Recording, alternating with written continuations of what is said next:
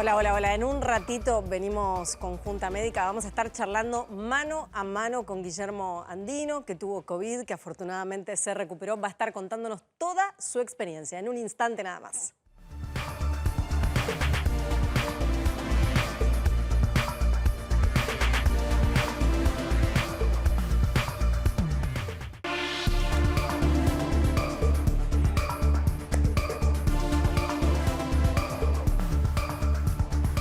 Buenas tardes y ahora sí arrancamos con un nuevo programa de Junta Médica. Antes de tener una charla íntima con Guillermo Andino y toda su experiencia del COVID, voy a presentar a todos nuestros especialistas aquí, a Fede Gorini. Fede, ¿de qué vamos a hablar hoy en Junta Médica? Reinfecciones. Algo Reinfecciones. importante que está apareciendo nuevamente. ¿Nos tenemos que preocupar o no?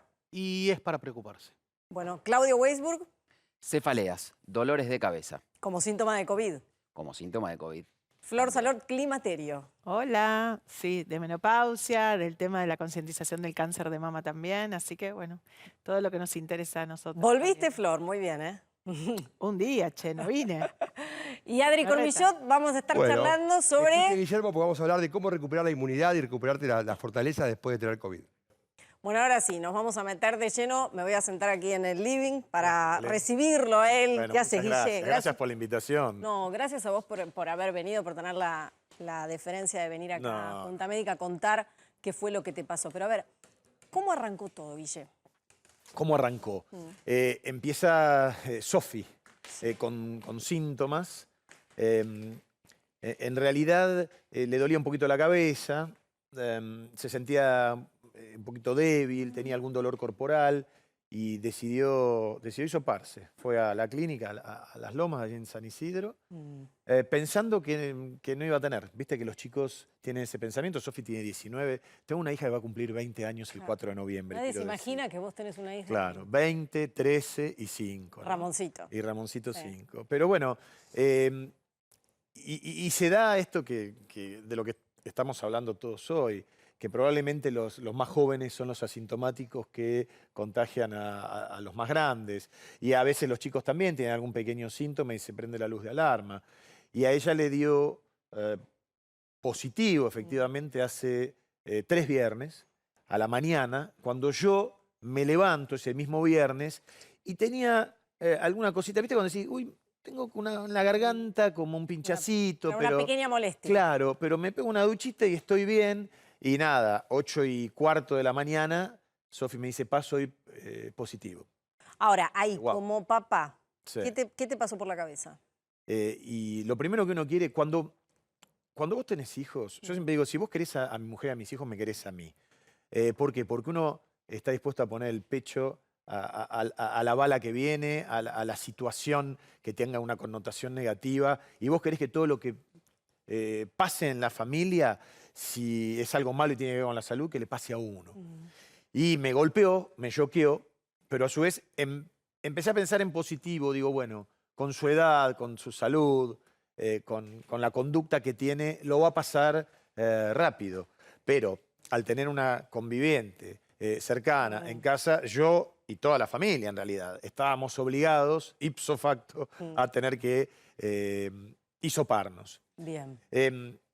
Hablo con los médicos conocidos, me dicen, mira, si querés, para que no te dé un falso negativo, Espérate pueden esperar claro. 48, 72 horas. Pero me llama otro amigo médico y me dice, hisopate, porque si sos positivo, sos positivo. Claro. Y así te lo sacás de encima. Y eso fue lo que hice. Ese mismo viernes a la tarde, ya con Sofi en su ostracismo de la habitación. Claro, ahí ya se tuvieron Claro. que aislar, tuvieron que empezar Sofi a tomar medidas. rápidamente a aislarse en su habitación. Y yo a las horas, porque nos hisopamos y di positivo. Y por suerte, Caro no, Vicky no, con Ramoncito no hubo necesidad de hacerlo. Y ahí sí fue choqueante, en mi caso. ¿Y por qué te lo digo? También, porque lo de Sofi lo tiene, pucha, pero confío en su juventud y que va a salir, en su salud. ¿Y cuando vos viste que eras positivo? Y fue un golpe, fue como el martillo de la condena de un juez, de una jueza, en este caso, me atendió una doctora, la doctora Bárbara Bruese, a quien le mando un saludo, es la directora de epidemiología de San Isidro, de la municipalidad. Y sentí que era una condena a 2 semanas a mi habitación, pero con una particularidad. porque no sabemos todavía todo del coronavirus. Te diría que más lo que no sabemos que lo que sabemos. No sabemos cómo la vamos a pasar. En virtud de lo empírico y de lo que le pasa a tus amigos y a gente conocida, hay algunos que tienen síntomas leves y otros que la pasan mal. Y Claro, es como una lotería. exactamente.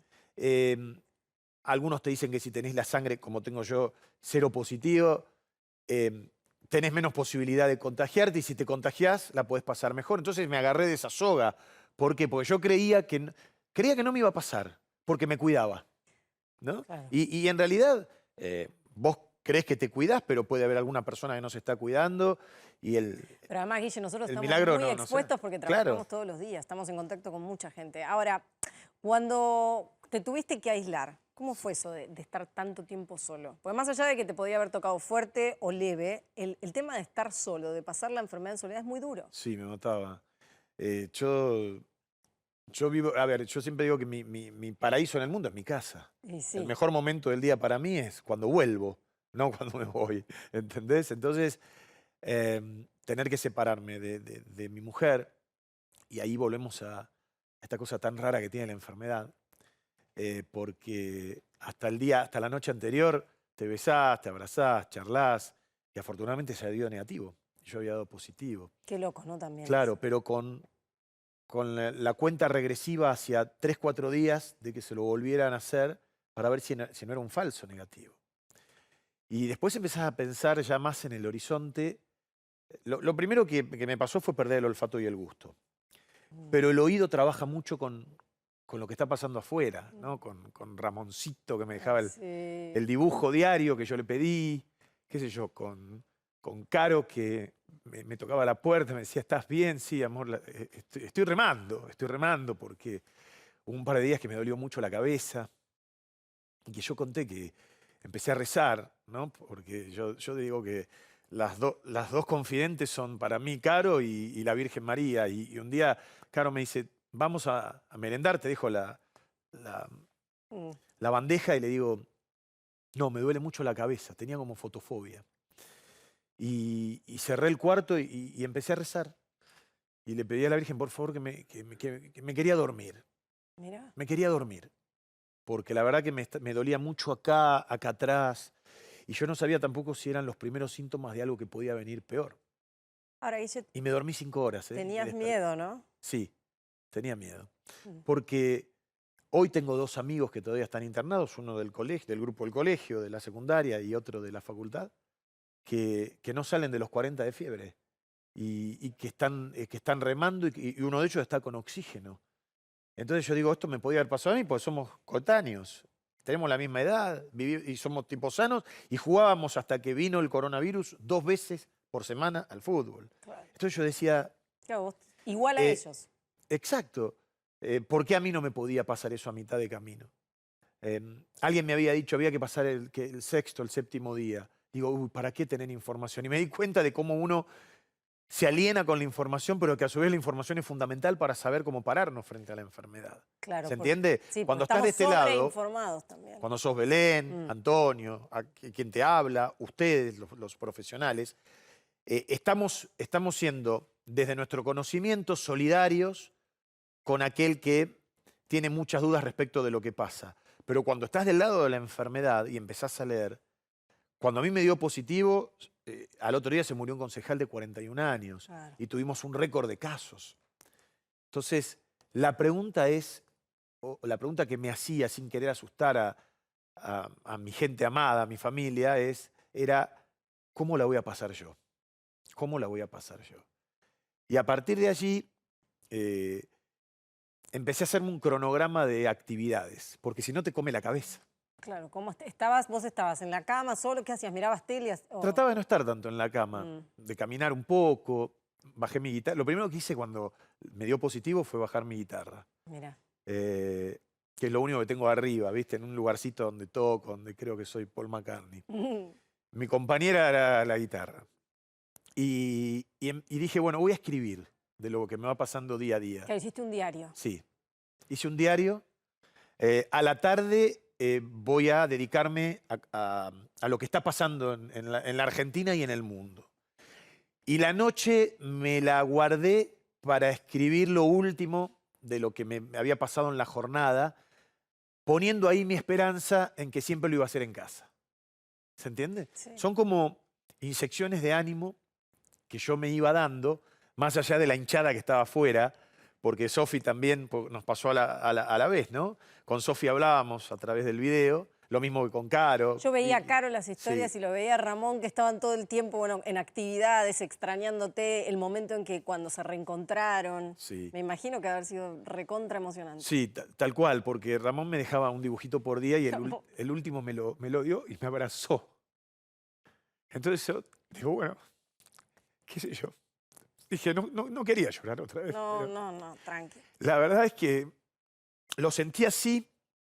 Sentí que ese abrazo era haber cruzado el perímetro del peligro de la enfermedad. El alta a los 12 días y abrir la puerta y tener ahí a toda la familia, en realidad. Pero el que se me tiró como si me hiciera un tackle fue Monchi. Y, a ver, es una experiencia que no se la deseo a nadie, pero que si la pasás bien, bueno, listo, ya está. Estoy con anticuerpos. Vos sabés que, Creo. mucha gente que tuvo COVID dice que queda como muy sensible después. Sí, yo estoy muy sensible. Y sí, dicen eso. Y bueno, y el tema de volver a laburar, ¿cómo fue volver al trabajo? ¿Te sentías que estabas preparado o todavía te quedaban unos días? La verdad, te soy sincero, cuando te dan el alta, es como decís, bueno, zafé, vuelvo de a poco. ¿Por qué? Porque bajo la escalera después de mucho tiempo y me agité. Claro. ¿Entendés? Y yo soy un tipo que corro y que... Y sano, activo. Sí, y que no tomo ninguna medicina. Que como decía Hipócrates, y acá hay muchos profesionales médicos, mi mejor alimento o mi mejor medicina es el alimento. ¿No? Trato de comer bien, variado. Pero sin embargo me pasó y lo que me tenía que pasar. ¿Y qué me queda como experiencia? Y ahora voy a lo del laburo. Que nadie está exento. Porque yo iba con la rigurosidad de todos los cuidados a diario. Pero venía acá a trabajar y probablemente sacaba un turno para ir al banco porque tenía que arreglar alguna cosa e iba al supermercado. O era yo el que se exponía a la cotidianidad Claro. de salir de mi casa. Y volver al trabajo fue un desafío. Fue como resetear, como poner en valor primero el significado de que si no tenés salud, no podés hacer absolutamente nada. La toma de conciencia es fundamental porque estamos hablando en el peor momento, en esto que se disparó ahora hacia el interior y en donde hay un país como Uruguay que nos ha cerrado la frontera con lógicas razones. Pero vuelvo a la enfermedad. Yo a los 20 años probablemente corrí mayor peligro cuando tuve tuberculosis. Ah, mira, tuviste tuberculosis. Sí, y me traté en un hospital público, en el hospital francés, con un doctor que su apellido era Mata, el doctor Mata, me causa gracia porque salvaba a todos, era con doblete, sí, brillante, ¿no? Pero ahí estuve 6 meses guardado, Claro, aislado en una mucho quinta, más que esto. tomando rifapicina, ¿no? Ayúdenme, chicos, sí. Y dándome una inyección por día durante 4 meses. Claro. Durante 4 meses sólida. Pero ¿qué pasa? A los 20 años no pensás que te puede pasar lo peor. Aún cuando escupas sangre. Claro, no Cuando sos tan consciente. Exactamente. Y salí, bajé mucho de peso y salí con 10 kilos arriba. Y salí gracias al cuidado de mi abuela que me hacía todo ahí. Nos fuimos a una quinta en Moreno. Y salí adelante, porque a los 20 uno todavía cree que es Superman. Ahora, Guille, Sí. para ir terminando, ¿qué mensaje le querés dejar a la gente después de todo lo que pasaste? A ver, para quienes, yo creo que la mayoría nos estamos tomando en serio esto de que el coronavirus puede atacar a todos sin diferencia de estrato social ni edad. Afortunadamente, si entra en un chiquito, probablemente la pase casi de manera asintomática. Gracias a Dios, si queremos decir que algo bueno tiene esta enfermedad, es que por estadística a los chicos no los toca tanto. Pero digo, no estamos exentos, cumplamos como el primer día en que nos dijeron hay una enfermedad, un virus entre nosotros. A los enfermos, como me dijo a mí mi doctora, manejate como si no hubieses tenido la enfermedad y Ahí seguí está. tomando Ahora lo vamos a todos ver. los recaudos. Claro que sí. Y respetarse uno primero para respetar al otro. Porque lo que no sabemos todavía si te toca es cómo lo vas a pasar. Digo, esto no es algo crónico, ¿lo pasás o no lo pasás? Yo no sé si el año que viene, si está la enfermedad y va a estar el COVID, va a estar la vacuna y viene el COVID-20. La verdad no lo sabemos, pero esperemos que venga pronto la vacuna. Pero en el mientras tanto, esto sigue siendo un virus al que le tenemos que tener muchísimo respeto. Gracias, Guille, por haber venido. Gracias a vos, gracias, perdón por mi... No hay que pedir perdón por la emoción. Por favor, Digo, somos humanos y hermanos, somos agradezco que cada momento de catarsis que hago me hace bien. Me hace bien. Así que, y vaya también mi solidaridad para todos aquellos que todavía la están atravesando y a lo mejor no con síntomas leves, sino de manera más grave. Gracias, Guille, por Gracias haber a vos, venido. Belén. Gracias, Gusto saludos a Caro y a toda la familia. digo. Bueno, a ver, recién hablaba Guillermo esto de haberse agarrado el COVID, haberse recuperado, generar los anticuerpos, ahí me voy a sentar. Pero ¿qué pasa en el mientras tanto? Hay 6 casos en el mundo aislados de reinfección. Sí. En realidad hay un estudio un poco más interesante, 619 pacientes que tomaron por un sistema de vigilancia en China, donde se originó el COVID, que encontraron que el 14% de las personas se podía reinfectar. O sea, se había reinfectado. No es que se podía, se había reinfectado. A raíz de eso empezaron a evaluar un montón de cosas, entre ellas qué capacidad de contagio tienen. Fede, ¿la reinfección habla de síntomas o solamente es a nivel bioquímico Bien. en la sangre? Hay un porcentaje muy chico, esto es interesante porque hay un porcentaje muy chico que hizo una enfermedad un poco más avanzada a nivel moderado. En general la cursaron en forma leve durante la reinfección. Este 14%, que eran 87 personas. No era un ¿Cuál número- fue el tiempo que se no reinfectaron? era un número chico. Tenían más o menos 6 meses desde el momento 6 meses. en el cual, sí, desarrollaron títulos e inmunidad igual que lo habían desarrollado la primera vez. ¿sí? Bien. ¿Qué es lo que pasó acá con este 14%? No tenían posibilidad de contagiar. Sin embargo, la enfermedad la pasaban igual. Eso hace pensar a que la persona que se reinfecta no va a contagiar. ¿Y cómo lograron esto? Lo primero que consiguieron fue hacer un cultivo del virus in vitro, ¿sí? En una cápsula, y ver que el virus no crecía, no se reproducía. Sin embargo, el estudio del hisopado les daba positivo. Dijeron, bueno, si hay virus, tiene que haber un genoma entero de virus. Tampoco había, no había genoma, había pedacitos, segmentos. Lo que sí ha sucedido es que tenían una enfermedad leve y algunos un poquitito más moderada. Ahora, el mensaje es por las dudas, los que ya tuvieron COVID y se recuperaron, se tienen que seguir Bien. cuidando también para proteger al resto. Tal cual. No solo, o sea, se tiene que seguir cuidando uno mismo porque este número, si bien es chico, ¿sí? Volvemos a insistir, 87 pacientes, un 14%, que no es una fracción menor, ¿sí? Dentro de 619 pacientes, estas personas deberían mantener los cuidados no por contagiar a otro, sino por evitar contagiarse uno mismo después que lo haya pasado. Porque, volvemos a insistir, la inmunidad, hay una inmunidad de anticuerpos que dura un tiempo, ¿sí? Pero queda una memoria en el cuerpo para volver a afrontar a esta enfermedad. Pero si nosotros no tomamos las medidas que corresponden, no sabemos qué puede pasar una tercera vez. ¿sí? Una reinfección, bárbaro, pasó en la mayoría leve, alguno moderado, tuvo neumonía de nuevo, pero ojo, caso severo, ¿qué hacemos? ¿Sí? No hay que relajarse por el simple hecho de haber padecido la enfermedad. Bueno, y antes de la llegada de la vacuna, que todos estamos esperando, los científicos argentinos que están en el centro de la escena, porque un grupo justamente del INTA y del CONICET lograron neutralizar al COVID con derivados de llamas y de huevos de gallinas. Vamos a hablar con Florencia Paván, ella es licenciada en biotecnología, además pertenece al CONICET. Florencia, buenas noches, ¿qué tal? Hola, buenas noches, ¿cómo están? Bueno, ¿nos podrías contar en qué consiste este tratamiento?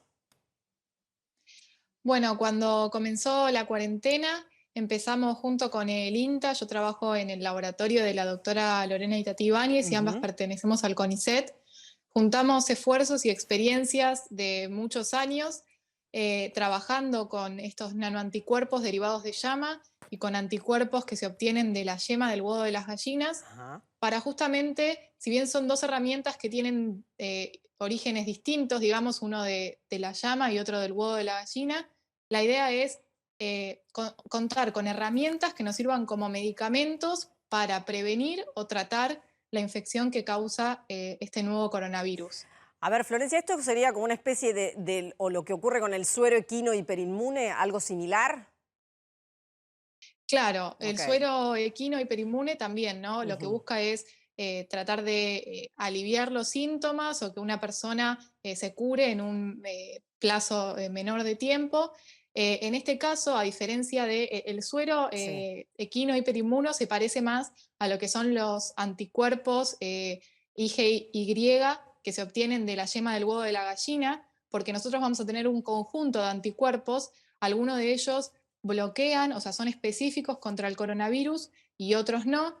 Pero en cuanto a los nanoanticuerpos derivados de llama, estos son anticuerpos monoclonales, o sea, que son anticuerpos específicos que se producen a nivel de laboratorio, sintéticos, y que tienen la ventaja de que, bueno, primero que son específicos y a su vez que se pueden escalar, ¿no? A nivel de industria farmacéutica, digamos, en un costo que no es muy elevado y a su vez permite justamente el escalado en grandes cantidades para que esté eventualmente disponible para todos. Florencia, te hago una pregunta, Adrián Cormillot te habla. ¿Qué particularidad tiene la Sí. llama? O sea, porque es un animal muy autóctono nuestro. Sí. O sea, ¿qué particularidad tiene que eligieron la llama, por ejemplo? Bueno, en realidad toda la familia de los camélidos, Ah. y bueno, en ello incluye las llamas, tienen además de los anticuerpos convencionales que tenemos todos, digamos, humanos, ratones, mismo las llamas, tienen otro tipo de anticuerpos que se denominan anticuerpos de cadena pesada. Son unos anticuerpos más chicos porque pesan menos y nosotros trabajamos con esos anticuerpos, pero únicamente con una partecita, con la parte justamente que es capaz de reconocer a un antígeno o a una proteína. Esta parte de este anticuerpo más chico es lo que denominamos nanoanticuerpos y tienen ventajas, como yo les decía, se puede trabajar en el laboratorio, pero a su vez, por ejemplo, son mucho más resistentes a cambios de temperatura o de pH que los anticuerpos monoclonales que se obtienen de ratón y que son los que comúnmente se usan, por ejemplo, para terapias contra el cáncer o inmunológicas, o mismo ese anticuerpo monoclonal que recibió Trump, ¿no? Dentro del cóctel de antivirales.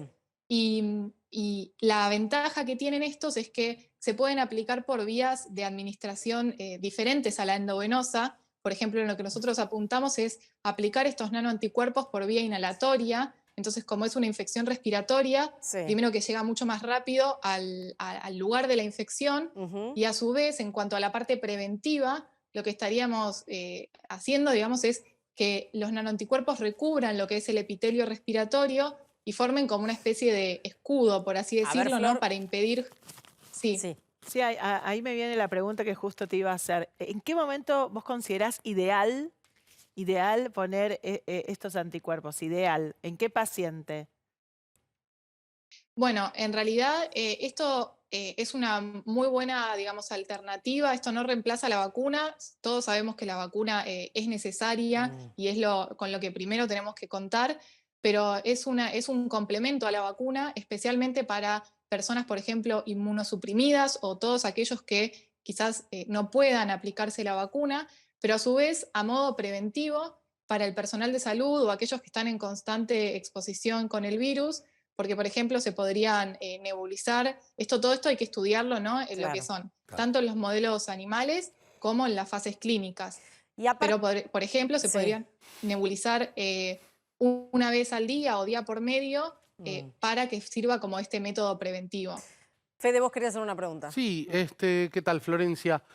Básicamente el Hola. principio de acción, y respondiendo un poquito también a lo que preguntaba Flor, el principio de acción es básicamente el mismo del plasma de convalecientes. La diferencia, yo recuerdo durante la experiencia del MERS que se había utilizado de camélidos, origen, obviamente, camellos, ellos no tienen ni llamas ni guanacos, ¿no? La principal y algo que lo diferenciaba muy importantemente del suero equino es justamente estos anticuerpos que son monocatenarios. Monocatenarios le decimos porque tiene una sola cadenita. Los anticuerpos suelen tener dos cadenas, tiene Aún una forma mejor, de Y, diría, claro. tiene una sola. Y esto daba una ventaja que por ahí no provocaban enfermedad de suero, ¿sí? Si bien la utilización debería ser en forma temprana, porque ya sabemos que en las etapas tardías, cuando el virus se ha retirado y ha hecho lo que ya tenía que hacer, no sirve. ¿Cuándo creen que estaría empezando a ponerse a disponibilidad este uso? Bueno, antes de eso quiero aclarar una cosa, que en realidad nosotros no es que usamos como sería el suero equino hiperinmune ni el plasma de convalecientes. Nosotros no es que usamos a la llama como animal que constantemente estamos vacunándolo, inmunizándolo y sacándole la sangre para usar el plasma, sino que esto es todo a nivel sintético de laboratorio. O sea, la ventaja que tiene contra el plasma y el suero es que nos independizamos de lo que son los pacientes infectados y los caballos. Entonces esto se puede producir, o sea, nosotros tenemos una molécula que se puede producir a nivel de laboratorio, de industria farmacéutica, como un antiviral y como un anticuerpo monoclonal que ya existen, digamos, en el mercado. Entonces, a partir de eso, bueno, es que en los ensayos en modelos animales se hacen estos estudios de, bueno, ¿qué es mejor? O si sirve de las dos maneras, no tanto preventivo, profiláctico como terapéutico, pero la realidad es que las evidencias que estamos teniendo con el plasma de convalecientes es que cuanto antes se trate, ¿no?, la enfermedad o la infección, claro, el pronóstico va a ser mucho mejor. Florencia, muchísimas gracias por esta comunicación. Qué suerte tener mentes brillantes como la tuya, ¿eh? Gracias. Bueno, gracias a ustedes. Hasta luego. Que sigan avanzando. Muchas gracias. Súper interesante, ¿eh? Bueno, pero vamos a hablar en un ratito con Claudio. Claudio, así chiquito, ¿de qué vamos a charlar? Vamos a hablar de la cefalea como manifestación del COVID. La cefalea, el dolor de cabeza que te mata. Dolor de cabeza. Es la cantidad de gente que escucho pero se muere del dolor. Bueno, Tuvimos un relato en primera persona hoy. por eso. Bueno, vamos a hablar después en un ratito con Claudio Weismuth, pero ahora es momento de abrir las puertas de nuestro consultorio del traumatólogo y deportólogo de cabecera, Damián Ciano, que hoy trae la hernia de disco y con coco incluido. Dami. ¿Cómo están? Un saludo a todos por Hola, ahí en el Adrián. piso. Hola. Bueno, antes que De nada, a poco está muy felicitar a una colega nuestra que ayer ganó medalla de plata en Budapest, la querida Paula Pareto. Un beso gigante a Paulita, que ganó medalla de plata después de 14 meses de haber estado parada con esta pandemia. Qué grande, Así que Peque. un Paciente beso tuya, gigante Dami. para Pau. Paciente. Así es. Sí. Hoy vamos a hablar de la hernia de disco. Pero eso es una galletita, Miren Adrián. esta galletita, ¿Qué es ¿sí? eso? Excelente. La hernia de disco es cuando la cremita sale hacia afuera. Ah, mamá. El disco se compone de un anillo y de un núcleo, ¿sí? Cuando ese núcleo se sale pero se queda para afuera, eso estamos hablando de que es una pequeña protusión, discopatía, pónganle el nombre que quieran, hernia de disco. El problema es que la información no es... Cuando nosotros tenemos una hernia de disco, o sea que esta cremita, este núcleo, sale hacia afuera, acá Coco tiene una, A ver. la vamos a ver. Pobre Coco. Esto es una hernia de disco ya un poco más importante, pero ustedes fíjense que acá abajo, este amarillo que está acá, es la raíz nerviosa. Entonces, cuando uno tiene hernia de disco, Sí. hay probablemente a veces una compresión de la raíz nerviosa y depende del nivel en donde esté, porque esto, como viste los fusibles de la casa, Sí. tenés el que da la luz en el comedor, el que da la luz en la habitación, el que da la luz en la cocina. Bueno, la columna es lo mismo. Entonces, depende del sector afectado, vamos a tener irradiación hacia la Dami. pierna, que puede ser derecha o izquierda. ¿Esto Esa es la duele? famosa lumbociática. ¿Duele mucho? Sí. La gente se queja un montón, ¿no? Cuando A tiene ver. hernia de disco. Lo asocio con los deportistas. Nosotros ¿no? tenemos- Hay gente que no se puede levantar de la cama. Nosotros directamente tenemos- No te puedes mover. Claro, nosotros tenemos dos opciones. La lumbalgia clásica, Sí. dolor lumbar, y ese lumbar puede dar dolor irradiado. El dolor irradiado lo da porque tiene una compresión nerviosa, hay que ver a qué nivel, para eso estamos los médicos, y a partir de eso se determina en qué nivel está la raíz apretada y empiezan los tratamientos. Los síntomas son dolor en el cachete de la cola, en el glúteo, Ay, dolor qué dolor. irradiado, quemazón, debilidad en las piernas, se te aflojan las piernas, el paciente no se puede sentar, ¿sí? Hay mucho dolor. Pero lo bueno es que el 70% de los pacientes, así como la hernia sale, hay chances de que el mismo cuerpo genere la solución reabsorbiendo la hernia. Damián. 70%. Damián, te hago una El pregunta. 30% restante, que son refractarios a los tratamientos conservadores, o sea, volvemos a lo mismo, fisioterapia, osteopatía, quiropraxia, Sí. terapia neural, anclaje miofacial, medicina regenerativa, cantidad de tratamientos. Esos son los que van cuando no mejoran a un tratamiento quirúrgico, que es obviamente, como ya saben, la última alternativa ante el fracaso de los tratamientos conservadores. Y hoy lo que se usa en columna, sobre todo porque la gente le tiene mucho miedo, no hay que tenerle miedo a la cirugía. Obviamente siempre en manos expertas. Hoy lo que se usa es se llama microdisectomía lumbar. Esto que micro quiere decir que se utilizan lupas o microscopios para solamente ir y sacar el fragmento que está generando la compresión. Hace mucho tiempo se hacían esas cirugías que parecía que los agarraba un tiburón blanco de la costa de Sudáfrica. Bueno, eso ya no va más. Ya no va más. Esos pacientes que vos veías una cicatriz que iba me imagino que es algo desde acá sencillo, hasta acá. Damián. Es algo sencillo entonces, por lo que estás contando. Exacto, porque aparte lo que hace es ir y buscar el fragmento que está lesionado y retirarlo. Damián, nada más. ¿te puedo hacer Es una una pregunta, incisión Damián? de 3 centímetros. Damián, Sí. te hago una pregunta. En el caso del dolor de espalda, que a veces tenemos y que también se irradia, uno va al médico, ¿no? A un traumatólogo. ¿Él puede diagnosticar la hernia de disco sin necesidad de hacer otros estudios complejos? Normalmente lo que decías, la hernia de disco, el diagnóstico lo haces porque el paciente mismo te dice, doc, el dolor me baja por la cola, me sigue por atrás de la pierna, me llega hasta la rodilla, o me llega hasta el talón, o se me duerme el dedo gordo del pie. Entonces, obviamente cada sector, como yo dije, corresponde a un dermatoma, a una inervación, a una raíz nerviosa. Entonces es imposible errarle. Por eso, y esto un poco para la gente, yo veo gente en el consultorio, de verdad, hay gente que me dice, doctor, me hicieron 5 bloqueos. Sí. 5 bloqueos. El bloqueo, para que entiendan, es ir y dormir la raíz que está generando síntomas en las piernas. Pero claro, para hacer un bloqueo tenemos que tener síntomas neurológicos, tenemos que sentir irradiación. Son pacientes que nunca sintieron dolor irradiado. Por lo tanto, el bloqueo, si no tenemos síntoma neurológico, es sin pan rayado. No existe. O sea, es un blef. Sí, a ver, Claudio te quiere hacer una pregunta. Cuando no acá, están Dami. irradiados. Dale, Claudio. Hola, Dami, ¿cómo estás? Claudio Weisburg te saluda. Querido, un amigazo. Dos cosas. Una, lo que dijiste del bloqueo, que es importante en relación a esto, que antes preguntaban el dolor. El dolor, en general, es un dolor que la gente quiere que le amputen el miembro del dolor que tiene, se lo quieren sacar. Correcto. No lo toleran. Dos, todas las personas tenemos, cuando se hacen estudios sin un criterio clínico, es decir, porque el diagnóstico clínico vos lo ves cuando revisás al paciente, te cuentan los síntomas que tiene. Ninguno de nosotros, con la edad, con las décadas, tiene una columna santa, es decir, nadie tiene una resonancia nuclear magnética de columna perfecta, ¿no? Todas tenemos degeneraciones. Entonces mi pregunta es, ¿cuál es la manera, vos estás hablando del abordaje del tratamiento, cuál es la manera de mantener la columna sana? ¿Cómo prevenimos tener hernias? ¿Cómo manejamos? ¿Cuál es la salud o el bienestar de la columna que tenemos que tener? Porque tenemos muchas posturas viciosas. Bueno, esto como yo dije, a medida que pasa el tiempo, la cremita, que es bien hidratada, va perdiendo hidratación. Por lo tanto, se va degenerando.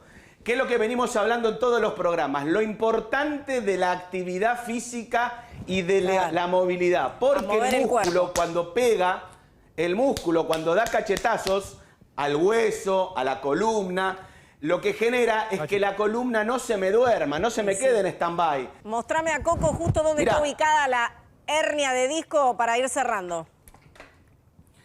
Esta es la hernia, este es el disco, este es el disco.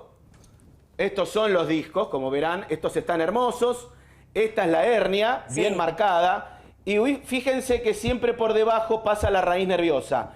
Esta hernia puede ser, en este caso derecha, puede ser hernia izquierda. Y depende del sector. Por ejemplo, acá tenemos que esta es la raíz L4.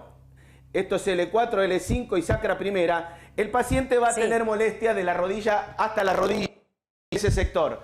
Entonces, por eso la respuesta para Claudio. Nosotros podemos identificar con un examen y una exploración como corresponde dónde tenemos el cortocircuito, tratar de manejarlo en tratamiento conservador y si no funciona y si es refractario, es ahí cuando se hace la microdisectomía muy puntual. 3 centímetros tiene la herida, el paciente generalmente se va en el mismo día de alta, no son las Genial, cirugías de columna buenísimo. del tiempo Espectacular. pasado. Damián, Y tengo una pregunta. normalmente los Para cerrar, pacientes andan un muy pedido bien. de Adrián, dale, Un pedido rápido. primero, más claro, echarle Sí. chocolatada, Sí. la galletita chocolatada, y otro. Tenemos una compañera que tiene unos síntomas parecidos, te la vamos a mandar así la evaluás. ¿Puede Sí, ser? por favor, eso sí. Sí, Ahí ya está. ¿Se congeló? Se nos cortó.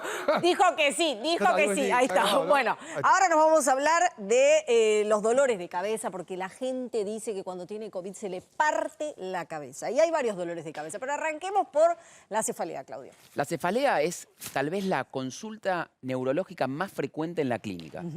Y al mismo tiempo es la manifestación que más preocupa, como que puedo llegar a tener algo malo, ¿no? Si lo sacamos de COVID, cefalea es como lo primero que pensás es que te está pasando algo malo adentro de tu cabeza. Como Entonces que te va a explotar. eso es cuando no tolerás más el dolor. Y en muchas cefaleas o jaquecas, tanto tensionales como la migraña, que es un tipo de cefalea específica, tenés momentos en donde realmente te querés sacar la cabeza. Más allá de que querés apagar todo por la fotofobia, justo que Sí, decía Guillermo antes sí. decía del dolor que te puede acompañar. Entonces, en realidad, cuando te duele la cabeza, querés apagar el mundo. Querés un control remoto y apagar todo. Luces y ruidos, porque la luz genera fotofobia y el ruido genera fonofobia. Es decir, me molestan que me hable, me molesta la música, Bueno, dependiendo. como dos combos explosivos. Total. Pero lo importante a lo mejor es, primero, la cefalea en muchos casos es como síntoma más frecuente que la pérdida del gusto y el olfato como manifestación de COVID. Porque dentro de las neurológicas, las 3 que dijo Guillermo hoy, que le pasaron pérdida de gusto, pérdida de olfato y cefalea, son las 3 neurológicas porque hay alguna alteración de algún área, nervio, que tiene que ver con algún síntoma. Entonces, el dolor de cabeza es común. Cuando él dijo ese día que se le partía el dolor de cabeza, que no podía más, que no podía merendar o que no podía ni siquiera comer, porque podés tener también acompañamiento de náusea o de vómito, lo más común es tener fiebre. Es decir, vos podés tener fiebre y en los chicos la cefalea es muy común cuando te sube la temperatura. Es decir, fiebre se puede asociar con dolor de cabeza en muchas personas. Ahora, hay personas que tienen predisposición genética para tener dolores de cabeza fuera del COVID y cuando se contagian con el virus, tienen con o sin fiebre mucha mayor predisposición Claro, como que se intensifica el dolor. total. Y ahí uno, digamos, quiere apagar. Pero lo importante fuera, si uno tiene una manifestación como cefalea aislada, lo más importante es ver que no sea una cefalea que nunca te pasó, que te despierte de noche, que se acompañe de vómitos a la mañana. Es decir, cefaleas que puedan hacerte pensar que puedan ser por algo que no es bueno o por algún problema real que puedas tener dentro del cerebro, tanto tumorales o accidentes Ahora, cerebrovasculares que pueden ser manifestación como una presentación, pero es un tipo de cefalea distinto, no es una cefalea común y corriente como... Esto también tiene que ver con el tema del home office y de quedar y de estar tan expuestos a las tablets o a la tecnología. ¿Está vinculado el dolor de cabeza con eso o es un Total, mito? Ah, está ok. vinculado. Si bien es muy común en grandes y chicos cuando tienen dolores de cabeza y usan mucho la computadora o están estudiando, decir, hay que chequear la vista, agudeza visual, fondo de ojo, ahí la evaluación oftalmológica tiene, necesitas anteojos o no, y tu fondo de ojo es el ojo, el iris, y cuando te metes el oftalmoscopio es lo más externo que tenemos del sistema nervioso, es la papila, donde está el nervio óptico. Entonces, ahí también ves qué está pasando dentro del cerebro en la evaluación oftalmológica. Y después tener una manifestación como lo visual y si no, que se acompañe como un proceso dentro de una migraña que tienen náuseas, vómitos, te molesta la luz, te molesta el ruido y uno lo tiene como esto. Ahora, si vos tenés una cefalea que te despierta de noche, que se asocia con algún adormecimiento de la mano, de un lado, del otro, del pie, de la boca, de la lengua, entonces ya tenés una cefalea un poco más compleja o asociada con algún otro síntoma o mucho más intensa que lo que usualmente tenés o la que te despertó de noche. Es decir, despertar de noche puede hablar de que hay algún cambio de presión interna en el cerebro que ¿Y el llama la dolor atención. acá, Doc, que es acá arriba de los ojos, qué es? Perfecto, que también decía, es decir, es muy común tener dolor. En la migraña no es infrecuente tener hemicrania, es decir, tener la mitad del cráneo que te duele y que se irradia hacia atrás, Sí.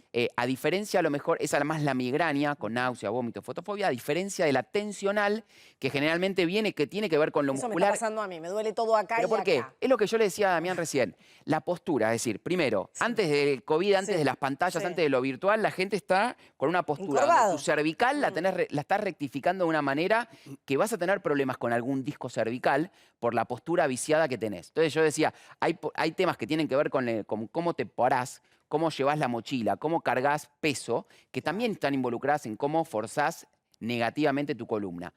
La tensión, las contracturas musculares, están asociadas mucho más con las cefaleas tensionales, la que viene de la nuca hacia arriba y tiene mucho más un dolor casi cotidiano, casi diario, Sí. casi como crónico, que si vos te acostumbraste a vivir con el dolor de cabeza. En cambio, las migrañas o las crisis más de jaquecas agudas son dolores que son insoportables. No es que vos te podés soportar de 1 a 10, vos podés soportar un dolor de 3, 4, 5. Cuando tenés 8, 9, 10, en la escala de 1 a 10, es muy difícil que puedas seguir con tus actividades, venir a trabajar, Claro, claro. digamos, no puedes seguir con tu vida normal. Entonces ahí uno tiene que trabajar con todo lo que tenga que ver porque hay que dormir bien, hay que comer, porque el ayuno, la hipoglucemia te Todo es puede dar. importante y todo está relacionado. Todo está Claro. relacionado, sí. Ahí está, Claudio no. Nos vamos a ir a Suecia. ¿Ibas a preguntarme algo? Todos quieren preguntar algo, pero Claudio se queda. Claudio, te quedás Perfecto, acá que perfecto. así los chicos después te preguntan. Pero ahora me están mandando, vamos a viajar un rato a Suecia y acá los quiero a todos bien activos. ¿Por qué? Porque parece que Suecia es un país donde no hubo cuarentena, donde no obligaban a la gente a usar tapabocas y realmente es un caso de éxito. Vamos a hablar con Cristian Duré. Cristian Duré es emergentólogo argentino que está viviendo en Suecia y además dice que está haciendo mucho frío. Bueno, buenas tardes desde acá, Cristian, ¿cómo estás? ¿Qué tal? Buenas tardes, un gusto. Igualmente. Bueno, a ver, Cristian, ¿cuál es el secreto del éxito de Suecia? El secreto del éxito de Suecia es basarse justamente en las estrategias epidemiológicas e inmunológicas básicas, ¿no? Suecia hizo 2 estudios avanzados donde se tomaron en cuenta todas las variables de mortalidad y no solamente la mortalidad por coronavirus, teniendo en cuenta el concepto de salud de acuerdo a la Organización Mundial de la Salud, ¿no? Y permitió que la mayoría de las personas o que las personas que puedan crear inmunidad en la calle lo estén haciendo y trató de cuidar a las personas que no pueden crear esa inmunidad sin que sea letal la infección por este virus. Ahora, Cristian, me pregunto, si no hubo cuarentena, si no tenían la obligación de usar tapabocas, ¿cómo se cuidaron? Bueno, la idea es que si uno está en la casa, si uno está enfermo, que se quede en la casa. Sí. Lo que se recomienda es respetar las distancias, de lavarse las manos y lo más importante es justamente eso. Cuando tenés síntomas que puedan ser correlativos con la infección del COVID-19, se le pide a la gente que se quede en la casa. Ahora, quiero sumarlo acá a nuestros expertos, pero Fede, ¿es suficiente solo respetando la distancia y aislándose? Tenemos que tener en cuenta una cosa que es fundamental, ¿sí? A ver. La sociedad en Suecia es completamente distinta que la Argentina. Nosotros tenemos costumbres completamente diferentes a ellos, ¿sí? Entonces, que no usen barbijo, pero que mantengan distancia social, estar en espacios abiertos y aislarse siempre y cuando no tengan sintomatología, es una medida sumamente adecuada. Yo en el aislamiento no voy a usar barbijo. Ahora, si nosotros aplicamos eso mismo acá en la República Argentina, vamos a tener muchísimos problemas. De hecho, estamos viendo, la gente está sin barbijos y los casos siguen subiendo. No es compatible, ¿sí?, socialmente evaluar lo que sucede en países escandinavos, especialmente en Suecia, con tratar de compararlo con la República Argentina. Estamos... Sin gracia decís vos con la Claro. Pero no hay A mí me otros parece que el países de concepto Europa. es como, no hay conciencia social. No cabe duda. A ver, se toman las medidas, se le ha pedido a la gente que esté aislada, se le ha pedido a la gente que use barbijo. Sin embargo, siguen pasando los mismos. Nos quejamos si hay cuarentena, nos quejamos si no hay cuarentena. Entonces, ¿qué hacemos? Ahora, Cristian, ¿vos creés que viviste en los dos países que tiene que ver netamente con que es una cultura completamente distinta? Yo estoy de acuerdo con que la misma estrategia no se pueda aplicar. Ahora, yo siempre pongo este ejemplo. Si yo tengo 10 de mis amigos en Resistencia Chaco y les pido que si tengan algún síntoma se queden en la casa, mis 10 amigos de Resistencia Chaco lo harían. Pero sí entiendo que hay mucha gente que necesitaría más educación para poder llevar a cabo una estrategia como la de Suecia. Ahora, el problema de Argentina es más estructural que justamente el COVID-19, ¿no? Sí. Claro, Es justamente eso, lo que es eso, claramente. Hay gente que se le ha indicado los 14 días de aislamiento por un contacto estrecho para evitar la propagación. Sale igual. Y sale o recibe presiones de empleadores diciéndole que tienen que volver a realizar tareas habituales o pedirle un hisopado en el momento que no corresponde. Son cosas irrisorias, manejamos las cosas a gusto y piacere acá y no damos la responsabilidad que vemos que en sociedades como Suecia sí existen. Cristian, tampoco los Tenga- chicos no dejaron de ir a clases, o sea, siempre fueron a clases, nunca se suspendieron, ¿no? No, las clases nunca estuvieron Es como suspendidas si nunca hubieran justamente tenido por la... COVID. Sí, porque la evidencia dice que justamente los chicos no son responsables de la diseminación de este virus en la sociedad, incluso que no existe evidencia sustentable de que los chicos asintomáticos contagian este virus. Y hay evidencia muy fuerte que dice que el daño que se le hace al niño al prohibirle ir a las escuelas Claro. es mucho mayor que el daño que podría hacerle el Total. COVID-19. Entonces, basado en eso, Suecia nunca suspendió las clases, al contrario, estimula que incluso si tenés el padre enfermo con coronavirus, pero el niño es asintomático, se le pide que el niño vaya a clases igual. Cristian, muchísimas gracias y un beso grande también a nuestra amiga Natalia Erickson, que está allí. Ah, Natalia, me cocinó una sopa paraguaya hace poco. Estuvo con nosotros hablando, ¿se acuerdan? Desde Sí, sí, Suecia. sí, Bueno, sí. son amigos, viste que el mundo es muy chiquitito. Bueno, mandale un beso grande también a Natalia. Gracias por esta Le mando un comunicación. abrazo. Hasta Gracias luego. a No, ustedes. esto que Hasta luego. decía de los chicos, la verdad que Sí. 7 meses Ah. sin hacer gimnasia, la obesidad infantil que se No, nos olvídate. viene. Y no, Es y los terrible. trastornos del ánimo también, ¿no? Los No, no, trastornos los emocionales. pero el tema de la obesidad infantil, que ya había aumentado muchísimo, ahora 7 meses sin moverse. No quieren salir, se acostumbraron a estar Claro, en no la quieren casa. salir, es verdad. Y no aprovechaban el telemovimiento, porque las clases del colegio eran más que nada estáticas y hay una vez por semana que hacen 40 minutos que no alcanza. Y la- Ahora, pero la igual hacen, van, somatización vienen, La somatización que hacen del Corren, aislamiento. mancha, Bueno, ahora recreo. dejemos la Esponjita. Flor, que no la tuvimos la otra vez y la extrañamos. Vamos a hablar, Ah. pero la vemos muy activa en sus redes ¿Extrañaste? sociales. Sí, yo siempre. Sí. Ok. Flor de Gineco. Flor, a ver, hablemos del climaterio. ¿Qué es el climaterio y a partir de qué edad se manifiesta? El 16 de octubre fue el Día Mundial de la Menopausia y está buenísimo que haya un Día Mundial y yo lo festejaría ese día. La menopausia es la fecha de última menstruación y siempre se cruza con este tema del climaterio. El climaterio es la etapa donde pasamos de una edad que podemos ser mamás con nuestro útero y nuestro óvulo a la edad no reproductiva que se nos van los estrógenos de los ovarios. Y la realidad es que yo siempre digo que es la edad de oro. Yo amo esa etapa. Sí. Para mí la mujer está en la plenitud de la vida en todo sentido, está en la plenitud con respecto a la sabiduría, a lo que conoce, a lo que quiere, a lo que ya no quiere y me gusta decir siempre que está en el GPS del momento justo para empezar a recalcular qué le pasa en su vida y con sus afectos. Y pasan cosas también sintomatológicas, síntomas que evidentemente si los consultan y si saben que se pueden resolver, acá estamos para resolverlos. ¿Qué síntomas entonces? Por Flor? ejemplo, nos morimos de calor. Ay, sí, yo siempre escucho. Ahí Mi decía- mamá, me acuerdo que en su momento se moría de calor, pobre. Ahí decía, sí, yo también ya tengo bastantes calores. Es un tema que a los hombres o a nuestra pareja, si es mujer también, le molestará porque nos destapamos y es una cosa literal que necesita. Yo he salido al balcón a la 1 de la mañana. Claro, te ahogás. Es Fuego, es ¿no? es un fuego que realmente es un calor sofocante que vos decís, por Dios te pido. Abrí, y Pablo me mira y me dice, Pero está "¿Qué bueno abrí?". saberlo porque a veces confunde, abrí. algunas pacientes se preocupan, ¿no? Por tener estos síntomas, Por lo vinculan supuesto. con una hipoglucemia o algo por el estilo, ¿no? Bueno, por supuesto. Obviamente los sofocos no es que te agarra uno de la nada y nunca más. La verdad que hay sofocos severos que te transpiras toda y hay sofocos que son más o menos moderados o leves, que es un calorcito que decís. Uno dice el abanico y dice, no, pará, eso me vas a decir médica, sí te digo. O sea, el abanico hay que tenerlo, porque realmente es una cosa que haces así y por ahí estás en una reunión, por ahí te agarra de noche. La verdad que el abanico está buenísimo, pero hay muchísimas cosas que podemos hacer para disminuir estos sofocos. ¿Por qué te agarran? Porque el estrógeno baja y el hipotálamo malsensa la temperatura. Entonces, te morís de calor para que baje la temperatura de tu cuerpo. En realidad no Claro, es está el mecanismo, alta. pero la humedad, el líquido que se larga, pues se transpira bastante, Claro. enfría el cuerpo, ¿no? Exacto, bueno, y después te morís de frío. Eso es lo que pasa. No Entonces, se ponen de acuerdo, che. y bueno, ojo, ahí.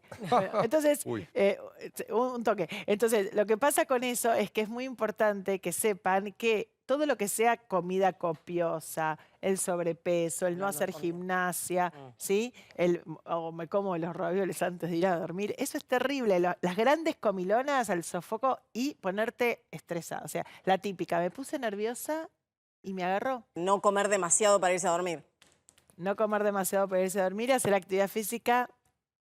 Y también el tema de la soja, ¿no? La soja está muy vinculado a poder disminuir Bueno, los la síntomas, soja, ¿no? claro. Totalmente. Bueno, ojo con esto, muy bueno. No se automediquen con sojas solas de comprimidos y eso. Primero siempre a hablar con el médico y no tomen lo que la amiga le hizo bien para los sofocos. Hay muchas cosas, pero hay que consultar. Pero el climaterio es una edad preciosa.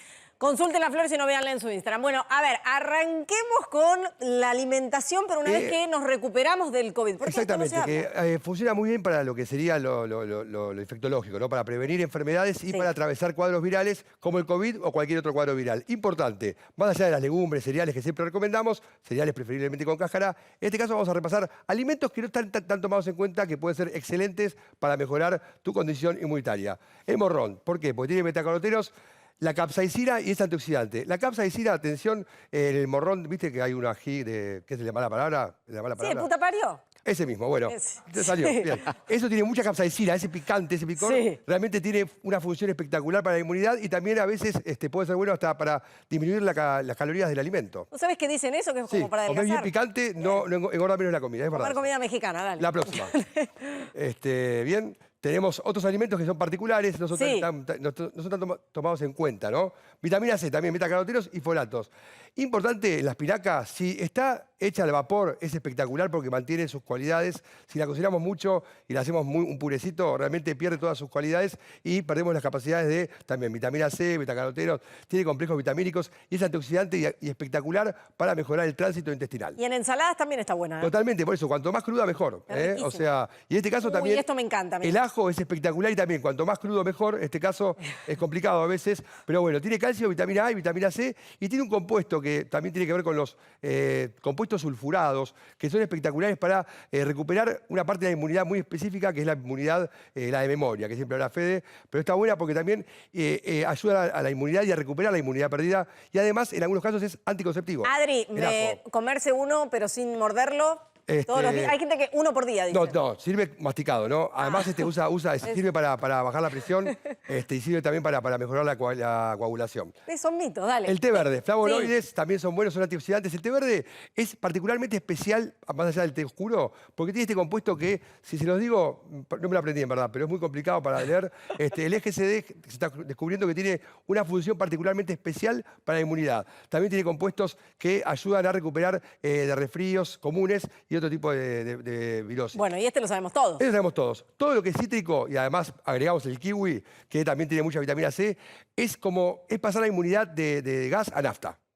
Y no estamos hablando de tirar un poquito de limón a la milanesa o tomarse un jugo de naranja cada tanto, sino comerlo con toda su fibra, con esa cosa blanca que a veces nos cuesta incorporar, pero que es la fibra y que lo hace tan beneficioso para la salud.